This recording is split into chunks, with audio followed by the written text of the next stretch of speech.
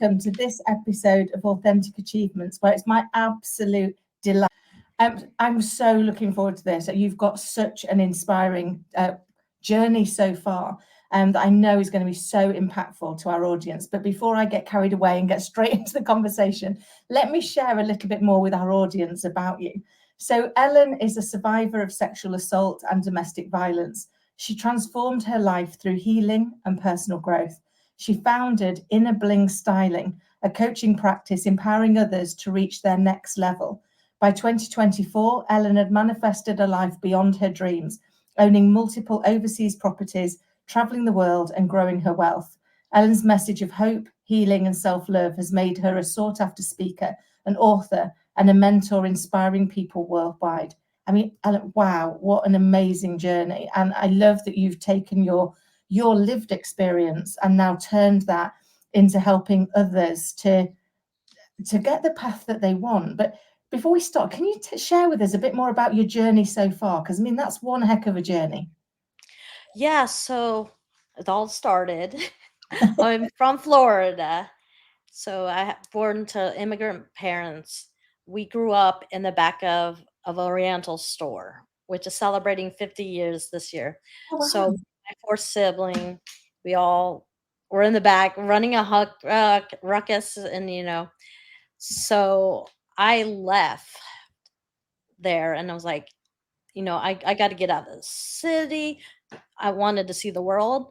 So I went off to college with all these dreams. I was valedictorian. I was the Miss Philippines, teenage Philippines. And so I thought, okay, I'm going to college. I do all these things the right way, and nothing bad will ever happen.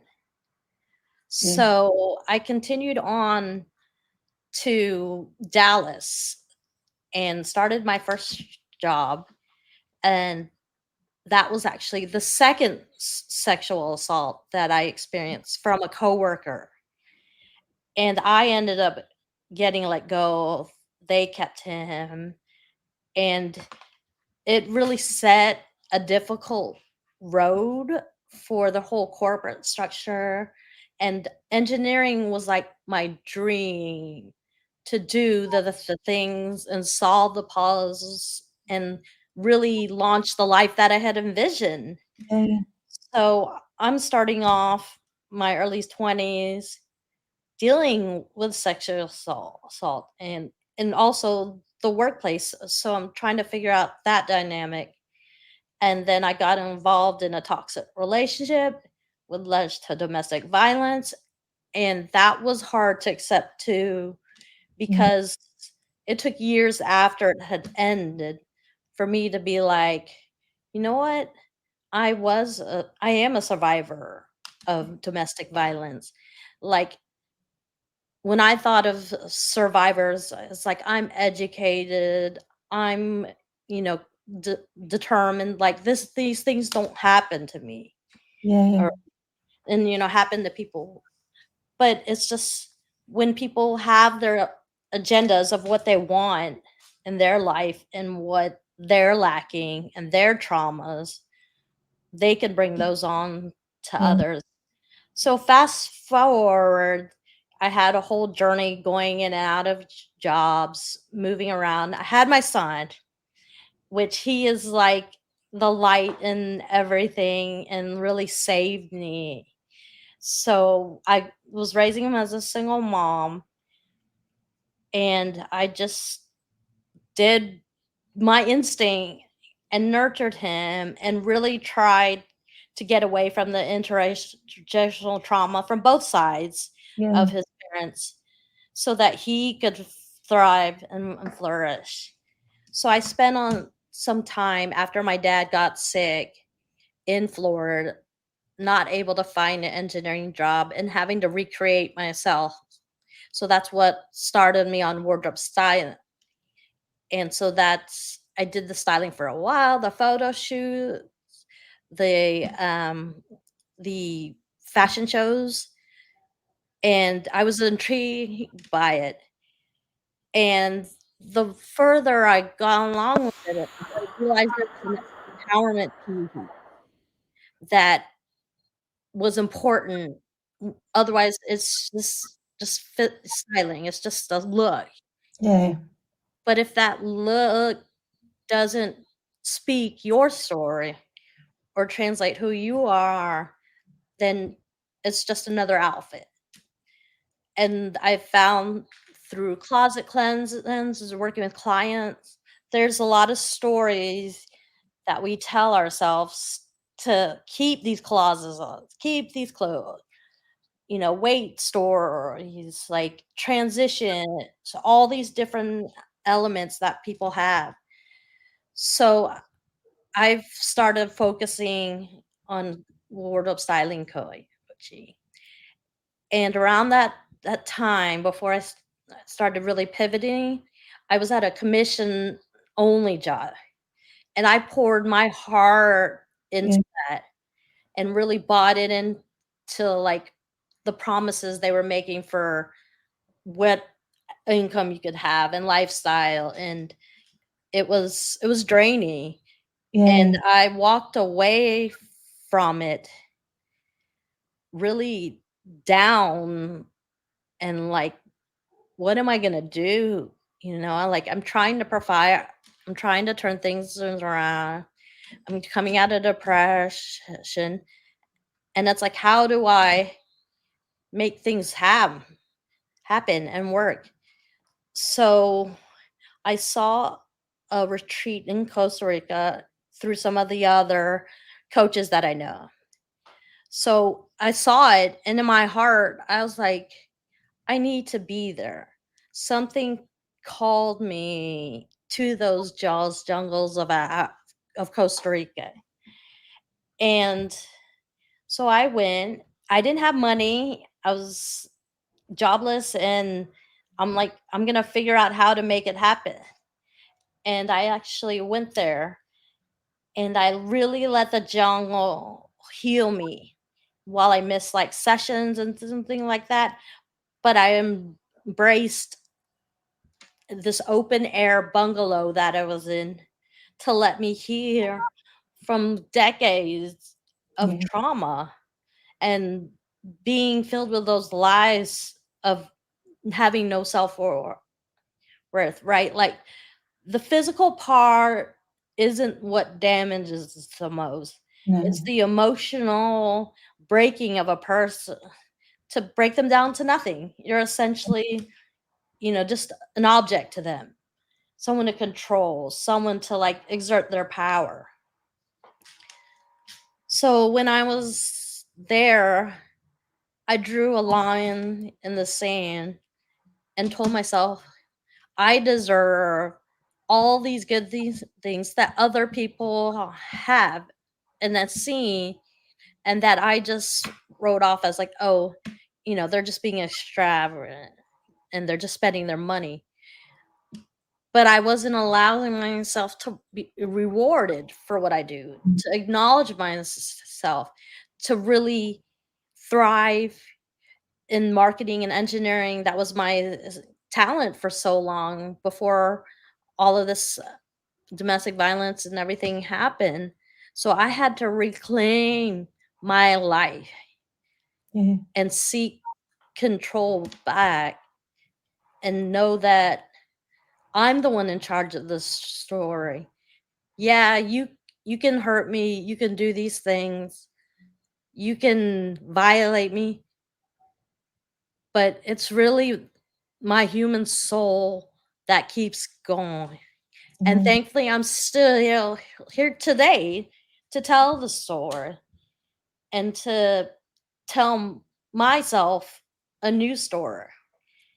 And so, in the light of all that's happened, I'm moved to Austin. I moved out of the ghetto that I was living in and living with my mom. Very traumatic place for me. So I opened up to the mindset of abundance and took on a director of technical marketing role and started working on my investment portfolio, working with coaches, really doing the hard work on myself and having the mindset changes. Wow. I mean, what an amazing journey. And I think I loved the part that you said that, you know, you're the author of the story. And I often use that phrase, which is, you know, you are the author of your own story. Sometimes it's time to take back the pen. You know, if somebody else is borrowing, it's like, get off. That's not your Yeah. Yeah. pen. Get your own pen. Um, but Actually, you don't even get a pen. You just get out of here. I think sometimes we have to do that, and I think, you know, you pulled it together so eloquently. But sometimes we have to journey back to ourselves because we've got so far removed from ourselves because of what other people have said, and we've then believed it, and we've then started to look for evidence of that to say, oh, well, I can't be worthy. This can't be right. It must be me. It must be something I'm doing. And I think, you know, as you spoke about so beautifully, when you do that journey back to yourself and realize, no, that's not my story. That's not how this story ends. You know, just Yes. the same way that life can throw us a plot twist, we can throw our own plot twist if we want Exactly. to, and we can turn that around. I love that. I mean, clearly, what you've already talked about, you've got so many strengths in that resilience. That, but what would you say are your greatest strengths? My greatest strength, I would say, um, my communication, my energy, and my ability to Tetris all these things throughout life to get farther where I need to go, and being resourceful. So Yeah, all of that combined just gives me the ability to bet on myself.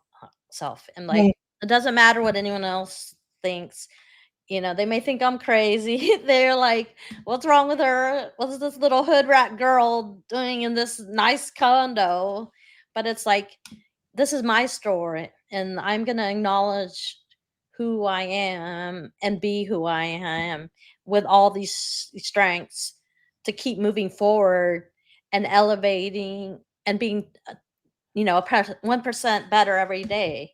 No yeah. one can stop that momentum. Now that it's in my hands, you best believe nobody's gonna take Yeah. that back from you.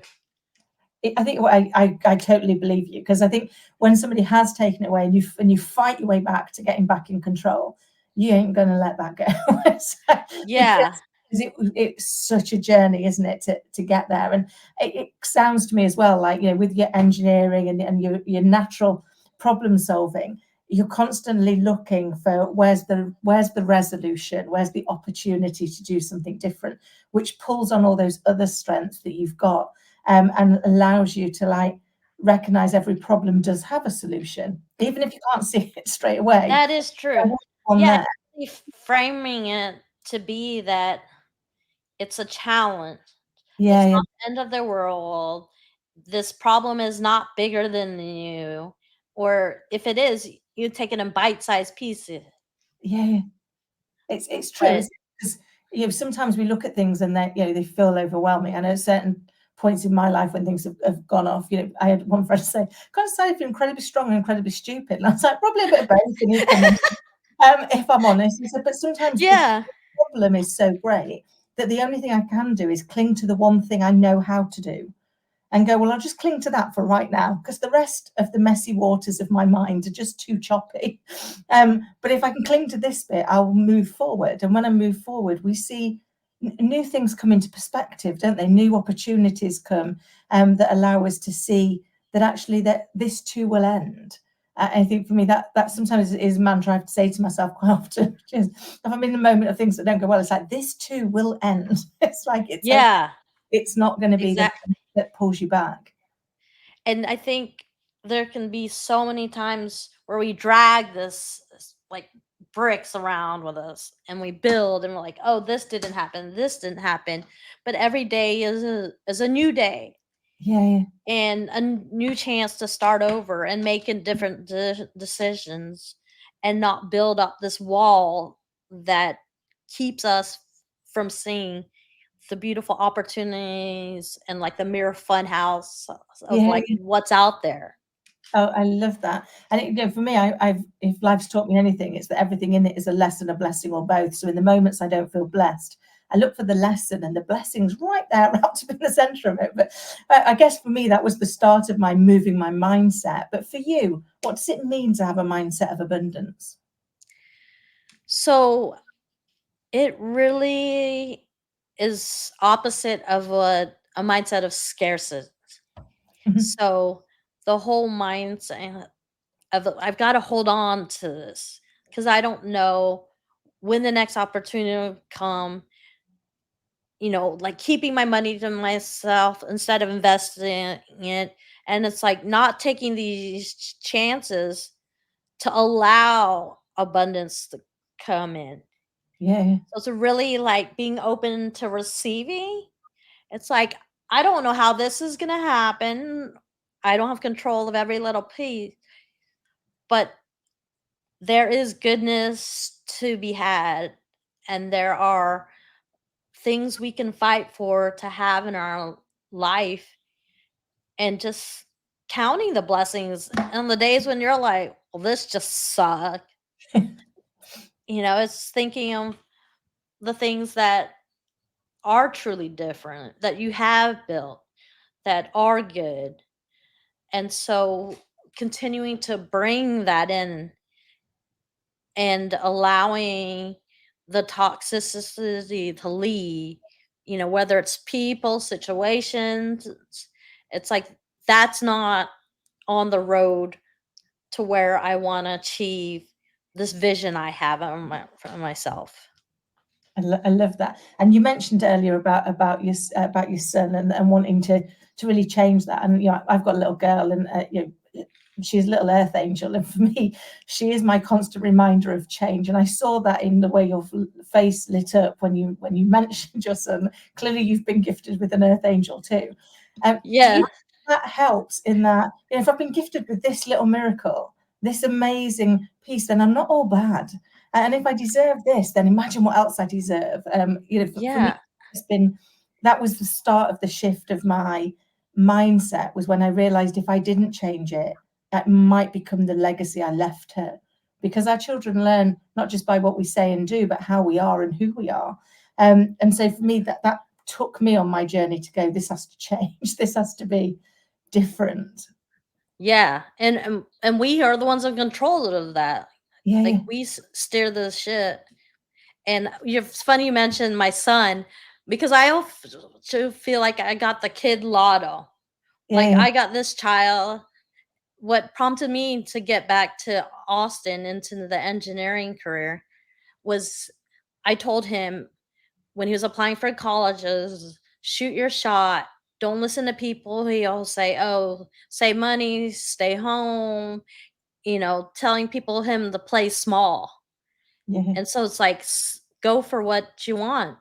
And so he applied to 20 colleges, Yeah, yeah, a few Ivy Leagues, and his stories were about me and our single mother life, as a family, just the two of us.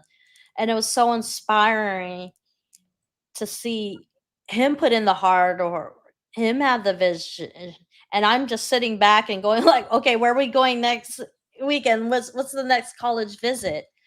And so seeing that, the kids feed back to us, like you're saying. And I was like, I can go back into engineering. Like, I still have skills that I had forgotten about, that I like neglected. And I got an engineering job 2 months after he moved off to school. yeah. That's And amazing. the part that was the best of the story, people were like, "Why don't you want to stay in Florida and be near him?"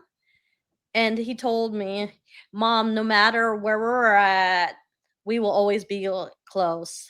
Yeah. Oh, So I'm that. like, "I'm going to Texas."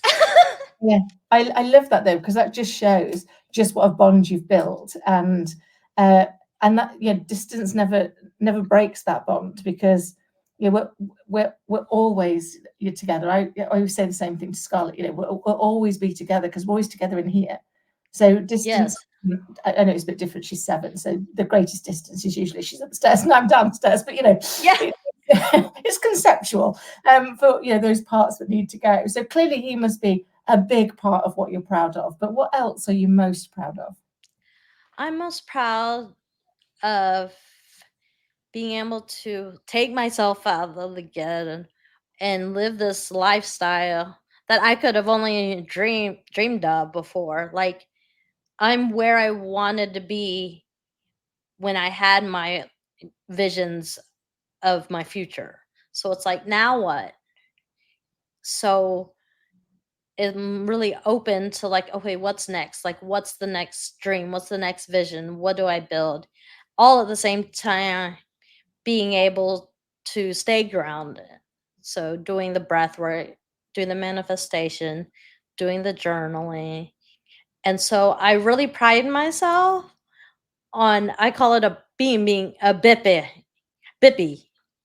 So it's a term that I made up after I came here, and a girl in a program that I said is like, why are you leaving behind this light working and this yoga and this whole lifestyle of being heart center to work at a job? And it was really like eye opening, because I was like, you know, we can have addition in our life.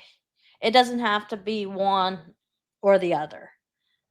Like, life is so full of more than black and white thinking. And if you look at everything in the universe and the globe, it's like there's so many options. Yeah. And it's like, pick a day. It's gonna the sunset's gonna look different than the other day. So it's like truly finding like the beauty in everything. Yeah, I love that, because I think there is, we often are so busy deciding that this is right and that's wrong, or without realizing that just because I'm right doesn't make you wrong, just because you're right doesn't make me wrong. We're just seeing things from a different perspective, and when we open our mind to that, we open our mind to a world of possibilities we otherwise would have missed. So how does that all fit in with Inner Bling Styling, which I love, by the way? I love the name Inner Bling, because I think we do. Sometimes we put, I loved when you talked about you're looking at what people wear. And I know for a lot of years in corporate life, a I wore a costume. I wore what I was expected to be, because I'd been told you don't have the gravitas and you don't have the vocabulary to get to the level of where your brain would take you. So I kind of changed. I think everything I wore was black, threw in the occasional bit of navy, just for colour, and was just very corporate. And it wasn't me. And the point that I shed that and went, do you know what? I live my life like a hyperactive puppy dog most of the time, so I'm just going to be me. And then I'm not going to have to worry about trying to be somebody else while I worry about building the life I want to build. And I imagine you must meet a lot of clients that are going through that, are they?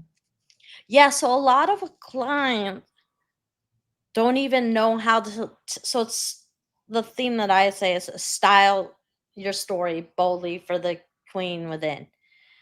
So we have a whole story that we want to tell, that we want to get into the world. And then we have this daily duty to get into our clothes. And so why not make it more personal? Why Yeah, not shape inside and out who you want to be seeing, who you want to walk through the world every day and express yourself? Like that, like you're talking about the whole corporate, this is like the box, let's fit it into it. I mean, and it was so silly. This is like the young me. I was like, I want to fit in with the guy with engineering and not stand out. So I had my button up and slacks. yeah, And I mean, we have curves. It's like yeah, yeah, there's no hiding that I'm a woman. And so now, I embrace the pinks.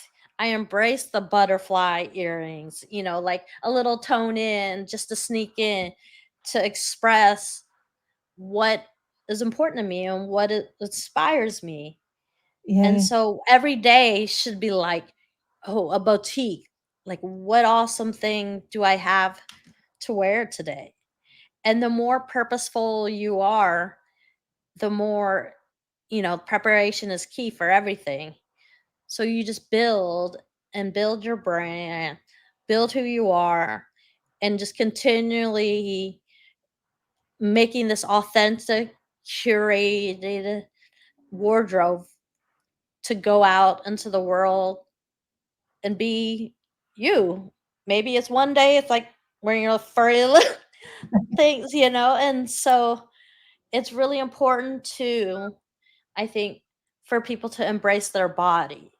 Yeah. And that's a hard thing because most people who are like, when I get there, when I'm this or that way, that side.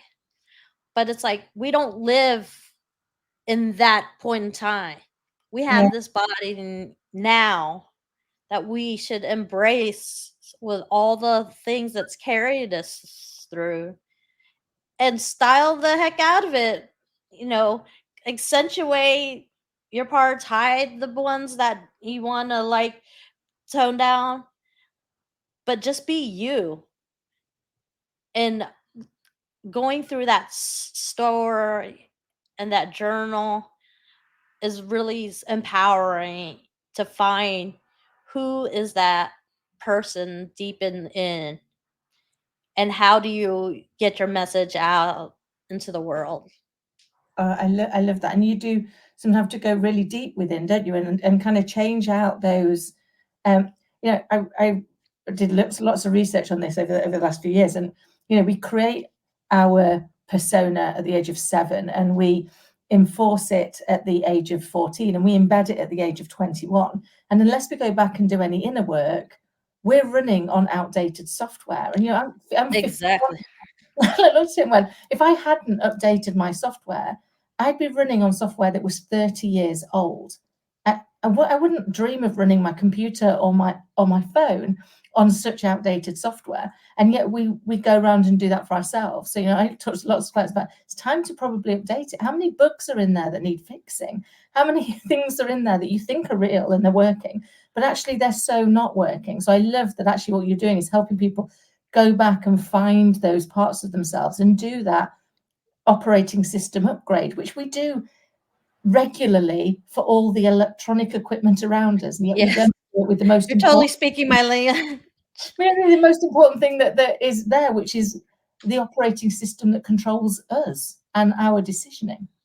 Yeah, and it's similar to like when they chisel monuments, or I can't even think the name, but they carve it out. Yeah, So it's like, what's in there? It's a beautiful, you know, canvas that only you can define, yeah, and only your stories can be told. I, So yeah. I I love think that. You've it, got to find it, haven't you? yeah, yeah. So it is, and so every day is like, what's the today's adventure is gonna be today, and I throw people off because this outfit I actually had for New Year's Day 2024. We ended up not going anywhere significant, so I didn't wear it. But then I'm looking at it, I'm like, it's August now. Like, it's just sitting there. It's like, let's have some fun. They often talk about, using the china, using the things, because we're living to today and we have no promises of tomorrow.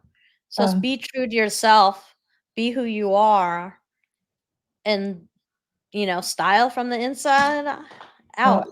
I love that. That reminds me of 2 bits of advice my grandparents gave me, and I think they've pretty much summed up life. So my nan said, make every day a school day. So in every day, learn something, whether that's something new externally or something new internally, make sure you learn something. And my granddad's was, live each day as if it's your last, and one day you'll be right, which I guess is true. But for me, it was that part that was saying, yeah, don't put it off till tomorrow. Don't wait for, a special occasion, or, when I'm going to go to something that I may never get to go to. So actually wear it today, use it today, do it today. And you can do it again tomorrow. It's like that, which we Yeah. absolutely fine. So Ellen, you've told us so much already and shared such fascinating journey and great insight. But if you could go back and give your younger self a piece of advice, what would it be? I would say it would be to learn to tap into the inner well inside of you, because it's infinite. Like, dig deep to find the love, to find the answers. We are the only ones who are with ourselves 24/7. No one else is the author, co-creator, or manager of our life. It's us. So I think it's really important to find that self-love. And journaling helps a lot for me to, like, ask the questions why, because it's like those thoughts, those feeling come and go. But what's real? And that's the stories you tell yourself and that you believe about yourself. I love that. I often say in my own head, I often say, what's actually happening and what am I making it mean? Because for me, that helps me separate the two, because our brains, in the absence of fact, create a story. And those stories aren't always real, but we believe them, don't we? So, Yes. so pulling that back really is insightful in how we regain control of that pen. So, Ellen, I could chat to you all day, but I'm conscious we've come to time. So we'll make sure in the notes below we've got how to get in touch with you. But I know also that you've got coaching services and a luxury retreat coming up. Can you tell us briefly about that? And then we'll make sure that obviously how to get in contact with you is included in the notes below. Yes. So I actually do one coach, currently 3 and 6 month programs, and my little nerdy engineer self customizes programs based on what people's focus is, where they're at. Like, so, this person's going to have a different one than the others. So I really focus on meeting the client where they're at. And then the luxury retreat, we're going back to Costa Rica. And that's actually where I had my whole 180 shift. And it's a luxury retreat, Dominical, like 11 minutes by grounds transportation to the beach. Wow. And it's February 28th to March 4th. And it's going to have luxury styling session, yoga, breath work, manifestation, and meditation sessions. And then also personal training and some group classes. So it's a lot there for the holistic person. Yeah. Because we aren't just everything inside of us, and we aren't just everything you see with your eye. We're a infinite, like, mix of so many parts. So it's like, this is to nurture that. And it's really an honor to have the opportunity to bring people on their transformation and guide that. So I'm excited about that and would love to talk to anyone about, like, what it looks like, what their journey is, and how we can, you know, help them live their dream and elevate. I love that. We will make sure that all the details of how to connect with you are in the show notes. And I highly encourage people to reach out and have a conversation, because we never know what one conversation is going to do to transform the rest of our lives. Exactly. So It's been an absolute delight. Thank you so very much for sharing your journey, sharing your lived experience, and sharing your ethos of how we actually can flip the script and turn the end of the book into one we want to read if we're in yes. a book that we're not enjoying. So Yes, thank you so much, Kim, for having me on here. pleasure. I'm And until excited. next time, everybody, take care.